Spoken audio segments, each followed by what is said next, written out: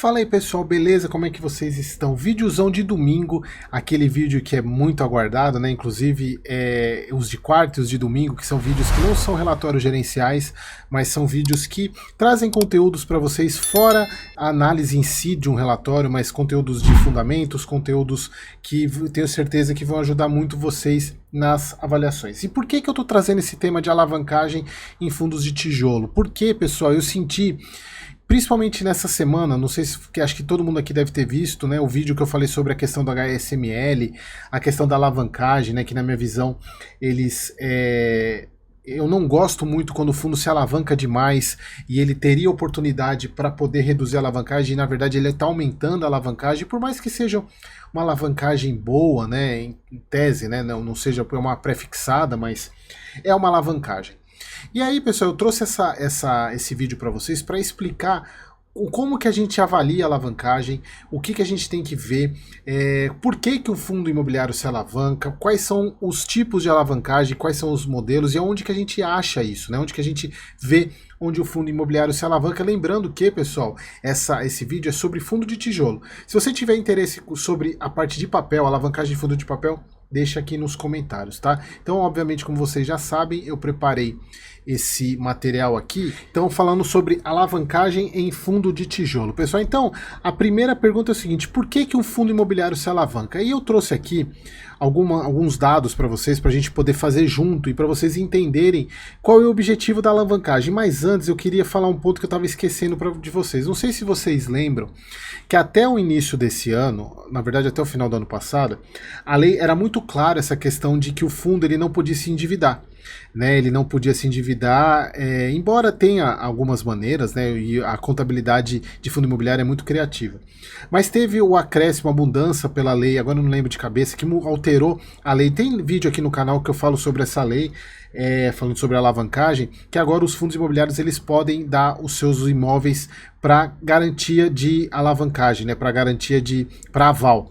Então, em tese, hoje o fundo imobiliário ele pode se alavancar, ele pode pegar empréstimo e usar inclusive bens dele como garantia. Então isso é importante, que até algumas pessoas criticaram isso, né, falando agora vai virar festa do caqui, e a gente sabe que todas as empresas hoje elas funcionam alavancadas, porque às vezes o custo de capital de terceiro, que é o do empréstimo, é mais barato do que o custo do capital próprio, ou seja, do acionista colocar dinheiro na empresa para ela crescer.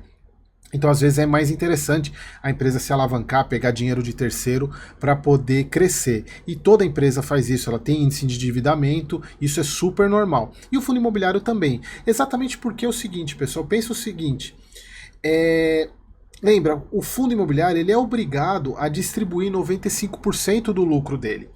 Então, se o fundo imobiliário é obrigado a distribuir 95%, ele só sobra 5% para ele poder crescer. E esse 5% não é suficiente, por exemplo, para um fundo comprar um prédio novo, comprar um galpão novo, ou ele emite, faz novas emissões, ou ele pega dinheiro emprestado. E o dinheiro emprestado, a alavancagem, não deixa de ser uma maneira do fundo crescer. Mas aí que está o ponto, que às vezes a gente avalia alguns pontos no fundo imobiliário sem considerar a alavancagem ou esquecendo dela.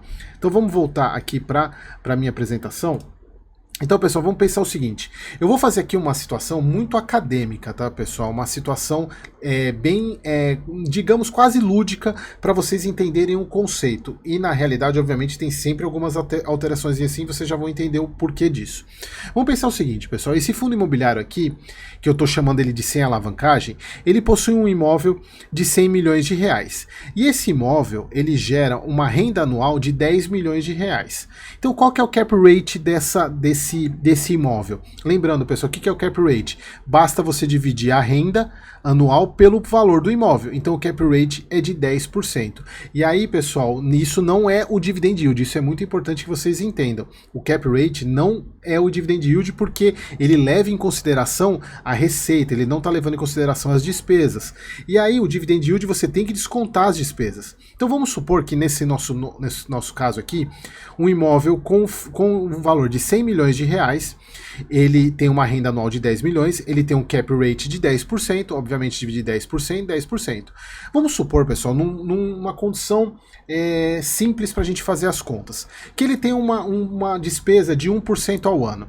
Então, ele vai acabar tendo um dividend yield de 9% ao ano, tá? Como eu estou mostrando aqui para vocês, aqui está subindo aqui, está dando 9% ao ano, tá? Então, essa aqui é uma situação desse fundo aqui. E aí, vamos pensar o seguinte, o fundo, uma situação hipotética, esse fundo, ele não pagou os 100 milhões, o imóvel continua valendo 100 milhões, só que ele não pagou 90 milhões, os 100 milhões, ele pagou 80, ele falou, olha, o vendedor, eu vou te pagar 80 milhões agora, e vou te pagar 20 milhões lá na frente, tá? E eu vou te pagar 20 milhões lá na frente, e depois a gente acerta isso. Então, ele pagou 80 milhões no imóvel, só que ele continua gerando 10 milhões de receita. Por quê? O inquilino não está preocupado se você comprou um imóvel. Por exemplo, eu tenho um prédio que eu tenho um inquilino, eu vou vender esse meu prédio para outra pessoa. Esse inquilino aqui está pouco me se danando se eu estou vendendo, se eu não tenho, ele continua pagando o aluguel dele lá com o contrato. Então, o imóvel agora, ele foi pago 80 milhões, só que a renda dele continua sendo os 10 milhões. E aí, pessoal, se a gente for fazer a conta do cap rate, agora o cap rate é maior. Por quê? Em vez de eu ter 10 milhões dividido por 100, eu tenho 10 milhões dividido por 80. Lembrando que os 20 vão ser pagos lá daqui a daqui 2 anos. Vamos supor que ele vai ser pago daqui 2 anos. Então, o meu cap rate nesse momento é de 12,5%. E aí, supondo também que a minha despesa continua sendo de 1% ao ano, como no mesmo caso, o meu dividend yield agora é de 11,5%. E aí começa a questão, por quê? A grande maioria das pessoas observam o dividend yield. E aí você olha, esse aqui tá esse aqui tá pagando mais. Então vou investir nesse daqui porque ele está pagando mais dividend yield. Só que esquece que ele está alavancado, ou seja, esse dividend yield está inflado. E é isso que eu vou mostrar para vocês agora, para vocês entenderem essa questão. Olha só, pessoal. Acho que essa frase ela é muito importante. Não existe almoço grátis, pessoal. Não existe. Por quê? Eu peguei aqui as duas situações, né? Você tem lá o cap rate da primeira situação, 10 milhões dividido por 100 milhões, cap rate de 10%, despesa de 1%, dividend yield de 9%, e o segundo caso, um cap rate de 10 milhões, só que eu paguei 80 milhões, eu tenho um cap rate de 12,5%, continuando com as mesmas despesas, eu tenho um dividend yield de 11% ao ano. Olha só, agora vamos falar sobre patrimônio. Pessoal, o que é o patrimônio do fundo? Patrimônio líquido é ativo menos passivo, tá? É ativo menos passivo. No caso desse fundo sem alavancagem, o imóvel, que vamos supor que seja o único ativo do fundo, então ele vale 100 milhões. O passivo é 0. E aqui eu volto a falar para vocês, eu quero até voltar aqui para mim, só para isso ficar bem claro para vocês, que eu tô falando uma situação que não, de fato não representa muito a realidade, porque obviamente você vai ter algum passivinho ali, você vai ter alguma coisa para pagar, mas eu tô supondo só para vocês entenderem de fato o peso da alavancagem, tá, pessoal? Então é bem acadêmico que eu tô mostrando aqui para vocês. Então, se esse fundo tem 1 milhão de cotas, o que eu faço? Como é que eu descubro o valor patrimonial por cota? Basta eu dividir o meu ativo pelo número de cotas. Na verdade, não o ativo, né? Eu tenho o meu patrimônio líquido, porque o patrimônio líquido nada mais é do que o ativo, que nesse caso eu só tenho um imóvel, não tenho caixa, esquece caixa, essas coisas, só estou considerando isso aqui para vocês, tá? E o meu passivo é zerado, então o meu patrimônio líquido é 100, porque como eu não tenho passivo, o meu patrimônio líquido é 100. Dividido 100 por 1 milhão, eu tenho um valor patrimonial por cota de 100 reais. E esse caso aqui, olha só, eu tenho um imóvel de 100 milhões, que vale 100 milhões, porém, eu tenho um passivo de 20 milhões. Lembra, pessoal? Eu paguei 80 milhões, só que eu me comprometi a pagar 20 milhões lá na frente. Então, isso eu tenho que lançar no meu passivo, ou seja, eu tenho uma obrigação para pagar. E aí, o que acontece, pessoal? Se eu subtrair 100 de 20, eu vou ter um patrimônio líquido de 80 milhões. 80 milhões dividido por 1 milhão de cotas, eu tenho um valor patrimonial por cota de 80. Aí você começa a olhar, opa, O que está acontecendo aqui? Um fundo que tem alavancagem, o valor patrimonial tende a ser menor. Por quê? O valor patrimonial, é o patrimônio líquido dele. O que é o patrimônio líquido dele? Ativo menos passivo. Se o passivo é grande, quanto maior o passivo, menor o patrimônio líquido. Então percebe que aqui a gente já começa a ver algumas coisas que as pessoas primeiro olham somente o dividend yield, mas estão vendo que eu estou pegando um fundo com menor patrimônio do que o outro, porque eu tenho uma dívida aqui na frente. Bom, vamos supor o seguinte, pessoal. Essa dívida, ela é uma dívida de mãe, uma dívida de pai, que ela é corrigida 1%. Na verdade não é de pai, porque 1% ao mês é bastante coisa. Mas vamos supor que esse passivo, na hora que eu falei pro cara, o fundo comprou um imóvel e falou, vou te pagar 20 milhões daqui a 2 anos. Ele falou, beleza, você vai me pagar 20 milhões daqui a 2 anos, só que eu não vou receber 20 milhões daqui a 2 anos, eu vou receber esse valor corrigido. Por quê? Dinheiro tem valor no tempo. Então, esses seus 20 milhões que você me deve vai ser corrigido a 1% ao mês. Então, olha só que situação, pessoal. No caso do segundo mês, lembra como que é feita a avaliação patrimonial do fundo de tijolo?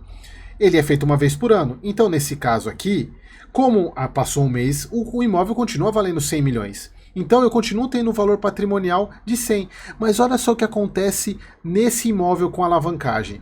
O meu passivo, que no mês anterior era 20 milhões, passa a ser 20 milhões e 200. Por quê? Eu acresci 1%. Porque esse meu passivo ele está sendo corrigido pelo indexador lá que foi combinado na venda. Então, olha só, olha o que acontece. Eu continuo tendo as 1 milhão de cotas, só que o meu valor patrimonial agora não é mais R$80, é 79,8. Então, a alavancagem ela acaba corroendo o patrimônio. E aí, pessoal, subentendendo que se o mercado fosse eficiente, a tendência é que esse imóvel aqui, a cota no mercado, ela seria muito próxima do patrimonial. Porém, a gente sabe que não é isso que acontece. O que acontece é o seguinte, se a gente supor que esse imóvel é um imóvel bom, ele tem potencial, são imóveis bem localizados, o que vai acontecer? Na hora que você tiver a avaliação anual desses imóveis, a gente entende que essa diferença vai ser devolvida na avaliação patrimonial. Por quê? Nesse caso aqui, por exemplo, um imóvel ele pode ter sido avaliado em uma avaliação de 10% a mais, e esse aqui, por ele ter essa questão da alavancagem, em tese, pode ser que na avaliação você tenha uns 10% mais algum prêmio, até para poder compensar essa alavancagem. Então a tendência é que quando você tiver avaliação patrimonial, um fundo alavancado, e sendo uma alavancagem de um imóvel bom que tenha retorno, é capaz e é bem provável que a avaliação patrimonial te devolva essa diferença de patrimônio. Mas o que é importante que vocês entendam nessa situação é que a alavancagem ela vai corroendo um pouquinho por mês o patrimônio do fundo. E aí, quando você olha somente o dividend yield, você deixa de entender e passar esse tipo de informação, e aqui é o mais importante de tudo.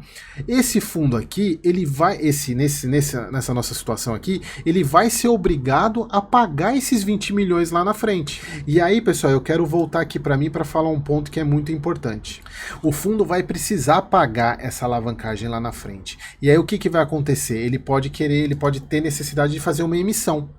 E aí, vamos supor que no momento que ele vai precisar pagar essa dívida, as condições de mercado estejam que nem a gente está vivenciando hoje, com fundos com cota patrimonial menor que a cota de mercado. E aí o que vai acontecer? Ele vai poder emitir abaixo do valor patrimonial, ou ele vai emitir abaixo do valor de mercado? Então, pessoal, nesse momento, o que eu preciso que vocês entendam? A alavancagem é boa, e ela meio que mascara o resultado do fundo, só que em algum momento essa conta vai ter que ser paga. E aí você que investiu lá com o dividendo alto, esse dividendo ele estava camuflado, só que até eu gosto muito de usar esse tipo de expressão, porque era bonito isso, né? É o viés de framing que a gente chama, né? É aquela foto daquele momento. Só que o fundo imobiliário é um filme. Então era gostoso você investir num fundo imobiliário que estava pagando 12%, 11% de dividend yield ao ano, comparado com um similar que está pagando 9%. Só que na hora de pagar a conta você não vai querer pagar. Então é muito importante que vocês observem sempre o índice de alavancagem. Mas aí, já que a gente já entrou nesse detalhe, vamos voltar lá para a apresentação, porque eu quero falar agora para vocês sobre os tipos de alavancagem. Que tipos que a gente tem de alavancagem? Nós temos basicamente dois tipos, a promessa de pagamento e a securitização. Pessoal, promessa de pagamento é exatamente isso que eu acabei de mostrar no exemplo anterior. O fundo, ele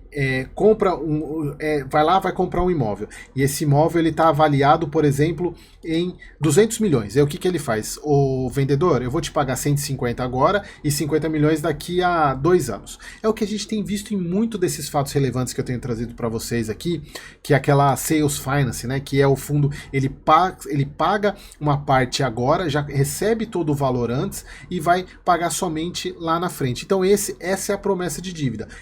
O fundo, ele se compromete a pagar lá na frente o restante do imóvel, mas ele já está recebendo tudo agora. Mas ele assumiu esse compromisso em contrato, tá lá tudo direitinho. Então esse é promessa de pagamento. E a securitização, pessoal? A securitização é o nosso querido CRI.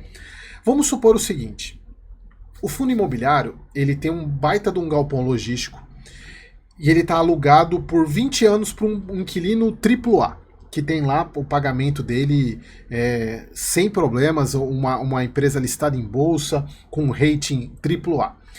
Então, vocês entendem que esse contrato, ele é um contrato longo, provavelmente é um contrato atípico, que tem vocês lembram da aula do vídeo de contratos atípicos, né? Um contrato atípico que tem uma multa robusta, provavelmente a multa é o total do contrato, então você tem uma segurança que esses pagamentos vão ocorrer por todo o tempo. E aí o fundo imobiliário precisa de dinheiro para investir em ou comprar um imóvel. O que ele faz? Ele vai lá e pega esse fluxo de pagamento desses aluguéis e usa como garantia de pagamento do CRI que ele vai lá no mercado buscar. E aí, pessoal, só para vocês lembrarem, nesse caso aqui, lembra, no fundo de papel você tem o fundo de papel, ele é o credor, ele que empresta o dinheiro. Já um fundo de tijolo que tem um CRI, ele é o devedor, ele passa a ser o devedor. Então, ele vai lá, o fundo de tijolo, ele vai lá, pega o dinheiro emprestado através de um CRI e dá o fluxo de pagamento desses aluguéis como garantia. E aí, pessoal, o fundo faz o seguinte: eu combino que eu vou pagar esse CRI, vou remunerar o meu credor a IPCA mais 6. Então, o fluxo de pagamento dos aluguéis, ele vai remunerar esse IPCA mais 6 aqui, ele vai remunerar os juros desse CRI.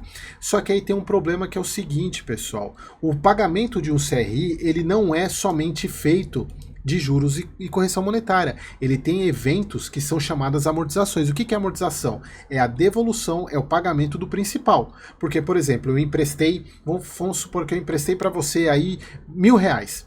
E aí você vai me pagar em 10 prestações de R$120. Os R$20 são os juros e os R$100 é a amortização. Essa amortização ela vai acontecer todos os meses, 10 anos, até eu chegar e receber os R$1.000 que eu emprestei, mais o meu lucro, que é o do empréstimo. Só que no caso de CRI, obviamente que não é todos os meses isso, a gente tem algumas carências, mas existem os eventos de amortização, que é o dinheiro que de fato quita a dívida. Porque no caso, é o IPCA mais 6, os juros e a correção, são simplesmente a remuneração para o credor, para quem me emprestou dinheiro para o fundo, eu estou pagando só por ele ter me emprestado. A amortização é de fato o pagamento do principal. E é aí que é a hora que a onça bebe água. Porque, pessoal, a gente precisa primeiro entender, como eu falei para vocês, essa diferença de juros e correção monetária da amortização. Por quê? Para fazer o pagamento dos juros e correção monetária, o fundo imobiliário ele vai usar, que são esse IPCA mais 6% aqui, ele vai usar o fluxo de recebimento que ele deu como garantia daquele galpão lá. Então aquele fluxo de pagamento, ele vai ser usado para pagar esses juros e correção monetária, que é o que a gente vê lá nos balanços, né, nas DREs dos fundos imobiliários, como a despesa financeira. Já a amortização, o fundo não pode usar isso daqui. Ele não pode usar o fluxo de recebíveis. Ele tem que ser dinheiro novo, ou emissão, ou alguma outra, ou por exemplo venda de imóvel, mas ele tem que fazer, não pode ser dinheiro vindo das operações, não pode ser isso, ele não pode usar isso, ele tem que fazer uma emissão. E aí que está o problema, porque a gente volta a falar naquela questão do cenário de emissão. Porque a gente chega num momento que o fundo precisa pagar a amortização, e aí ele lança a mão da emissão. E aí ele chega no momento do mercado que ele vai pagar, ele tem lá a data para pagar a amortização, e aí acontece o seguinte, acontece que o mercado está em baixa, a cota patrimonial do fundo está abaixo da cota de mercado. Então, ele não pode fazer uma emissão abaixo do valor patrimonial. E aí que está o problema. Na verdade, não é que ele não pode. A grande questão é a seguinte: você, cotista, aceitaria ele fazer a emissão abaixo do valor patrimonial? Provavelmente não, porque a emissão abaixo do valor patrimonial, ela de fato corrói o patrimônio do cotista. Então, chegamos nessa situação. O fundo precisa pagar a amortização. Então, ele vai fazer uma emissão abaixo do valor patrimonial, aí o cotista não vai deixar. O que o fundo pode fazer? Ele pode chamar uma assembleia e falar: cotistas, eu preciso da ajuda de vocês. Vocês curtiram até comigo, até um tempo atrás, o recebimento desses aluguéis aqui, desse dividend yield alto, porque eu precisava, que até então eu não precisei pagar esse imóvel, só que agora está na hora de pagar a amortização. O que vocês vão fazer? O que vocês vão me ajudar? Olha, eu não posso fazer emissão, vocês não me deixaram fazer emissão, o mercado não me deixa fazer emissão abaixo do valor patrimonial. Então é o seguinte, olha só, eu tenho outros imóveis aqui que estão me gerando receita. Vocês me autorizam a eu pegar todo esse fluxo de pagamento para poder pagar essa amortização e, consequentemente, vocês ficarem sem rendimentos? Olha só, que coisa linda. Então, o fundo, como eu falei para vocês, o fundo não pode usar o dinheiro vindo da receita operacional dele, desde que, se ele for autorizado pelos cotistas, ele pode fazer isso. Só que aí eu pergunto para você, você vai deixar de ter o seu rendimento, esperar 1, 2, 3, você fala, ó, eu vou precisar aí do meu volume de amortização é grande, então, pelas minhas contas aqui, eu vou ficar 4 meses sem pagar rendimentos para vocês. Eu vou pegar todo esse fluxo aqui para poder fazer o pagamento da amortização. Vocês concordam? E aí?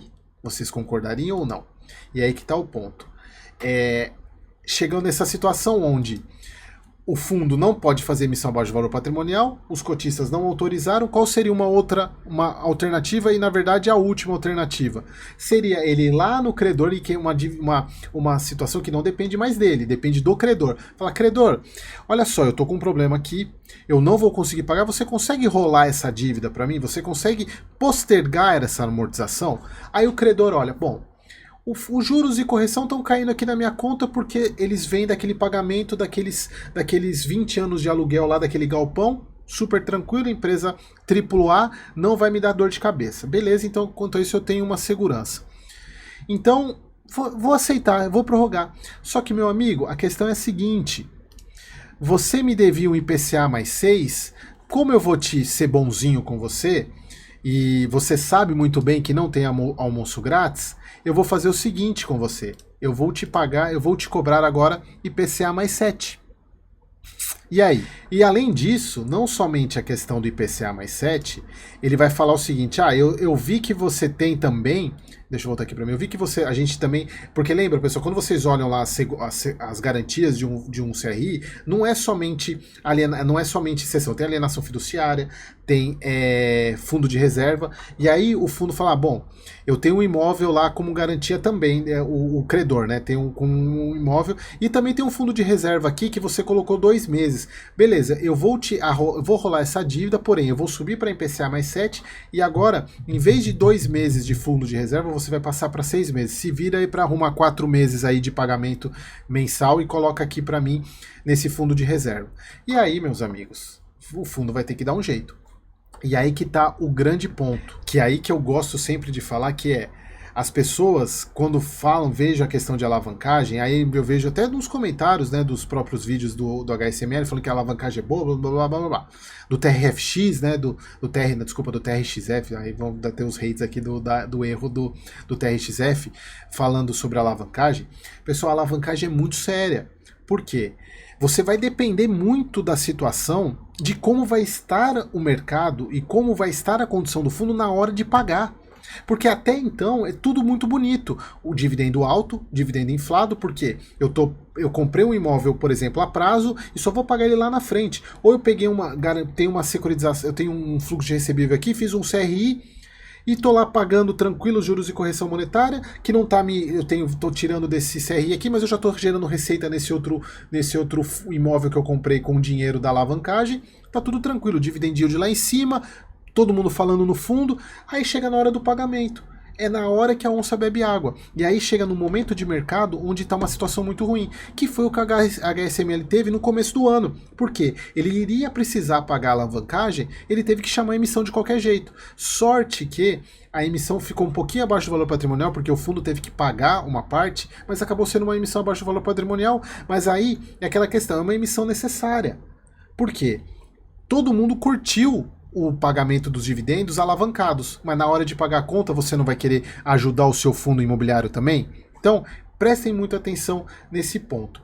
E obviamente, pessoal, o melhor cenário de mercado seria, a melhor situação seria o fundo chamar uma emissão na hora que o valor de mercado tá o valor de mercado está acima da cota patrimonial, e você pode chamar uma emissão no valor patrimonial, ou um pouquinho acima no valor patrimonial, que você vai estar fazendo uma emissão acima do valor patrimonial ou no valor patrimonial e abaixo do mercado, que é o melhor cenário do mundo, porque se o valor de mercado está abaixo do patrimonial, você fazendo uma emissão para poder, porque é aquilo que eu falei, né? Se, por exemplo, o valor patrimonial é 100 e no mercado está 90, você fazer uma emissão a 95, você obviamente vai estar fazendo acima do valor de mercado, e aí também não tem muito interesse, né? Porque qual que é o sentido de você comprar na emissão se você pode comprar no mercado a R$5 a menos? E além de tudo, fazendo abaixo do valor patrimonial.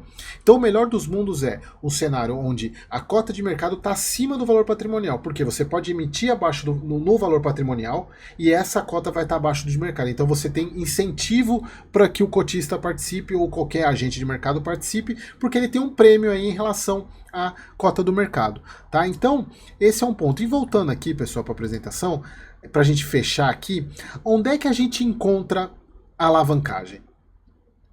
Antes de falar sobre isso, estava esquecendo isso. A gente pensa, pessoal, que a promessa de pagamento, em tese, é aquela que você a que você compra agora e vai pagar lá na frente, parece ser a mais tranquila.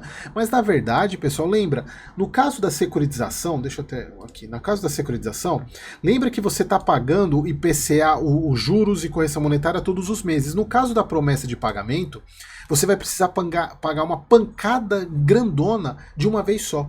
Então, às vezes ela parece ser a mais tranquila, que foi o que eu falei quando a gente teve aquela emissão do XPML, daqueles compromissos que o XPML fez com aqueles imóveis da SYN e os imóveis que ele colocou, aquele monte de dinheiro de compromisso de compra e venda, que não foi securitização, foi promessa de pagamento, porque ele dependeria da emissão. E a partir do momento que ele depende da emissão, ele depende que as condições de mercado estejam boas e obviamente que o XPML deu sorte, né? E aí que tá, você acaba dependendo da sorte. E eu particularmente não gosto de depender da sorte, tá? Então, voltando aqui, então, já que a gente já entendeu isso, onde é que a gente encontra a alavancagem? Pessoal, aí a gente volta para a importância do que eu mostrei naquela aula, naquele vídeo para vocês, não deixo de chamar de aula, sobre os informes. Onde a gente acha a alavancagem? Informe mensal. Lá no informe mensal, no final, tem lá um item chamado passivo. E você vai encontrar duas linhas lá no passivo. Uma é de obrigação por aquisição de imóveis e a outra é obrigação por securitização. Onde a obrigação por aquisição de imóveis é a promessa de pagamento. E a obrigação por securitização é o CRI que o fundo tem para pagar. Então esse daqui é a promessa e esse daqui é a securitização. E a outra maneira, pessoal, é no relatório gerencial. Só que aqui que está um ponto importante. O informe mensal é obrigatório. Já o relatório gerencial, como o próprio nome diz, ele é gerencial. E por ser gerencial, pessoal, aqui, deixa eu até voltar para mim aqui. E por ser gerencial, às vezes você pode ter algumas, e na grande maioria das vezes você tem diferença entre o que aparece no relatório gerencial do que aparece no informe, porque às vezes você tem algumas condições que o fundo ele coloca algumas despesas que ele não coloca lá, ou ele soma, ou ele separa e fica um pouco mais difícil, então você tem que usar os dois. E aí, quando o relatório gerencial é bom, deixa eu voltar aqui para a apresentação, você vai ter informações que no informe mensal não tem. Porque, por exemplo, no caso do informe mensal, se você tem, o fundo tem 5 CRIs, com prazos diferentes, cronogramas de pagamento diferentes, lá ele vai aparecer todo o valor somado na linha de obrigação por securitização. Ou no caso da compra parcelada por imóvel, o fundo comprou 2 imóveis, ele vai fazer pagamentos diferentes, mas lá no passivo, no informe mensal, aparece tudo num valor só, tudo somado.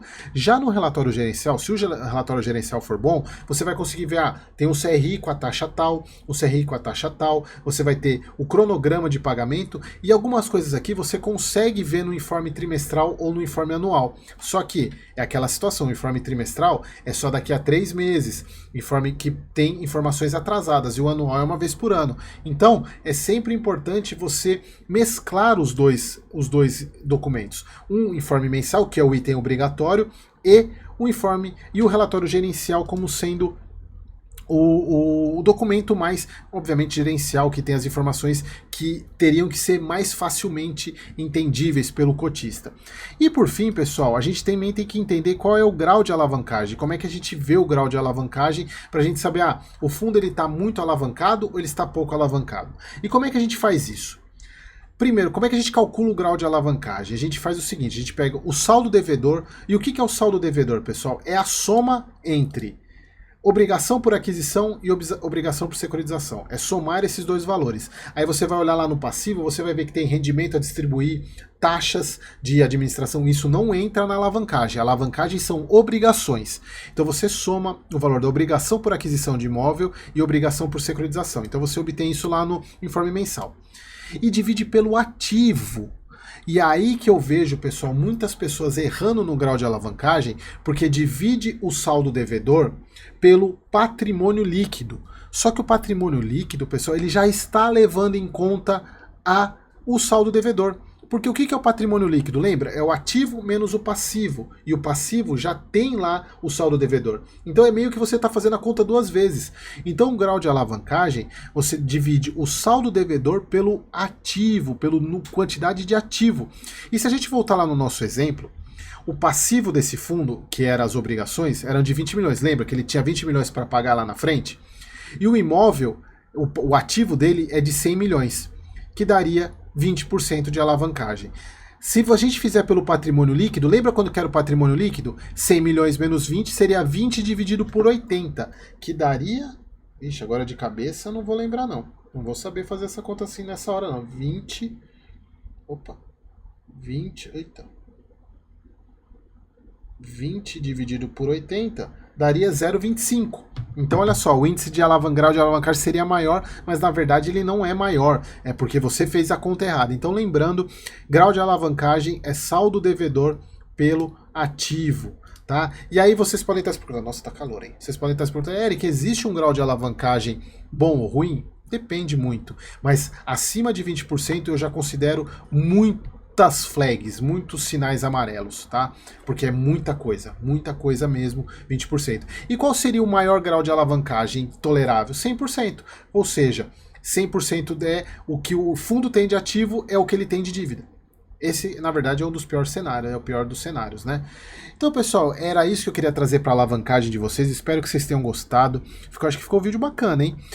Se vocês quiserem aprender sobre alavancagem em fundo de papel, deixa aqui nos comentários. Eu quero ver se esse vídeo chegar a 1.500 visualizações e vamos pensar aqui, 300 likes, eu faço o vídeo aí sobre alavancagem em fundos de papel. Beleza, pessoal? Então, vídeozão de domingo.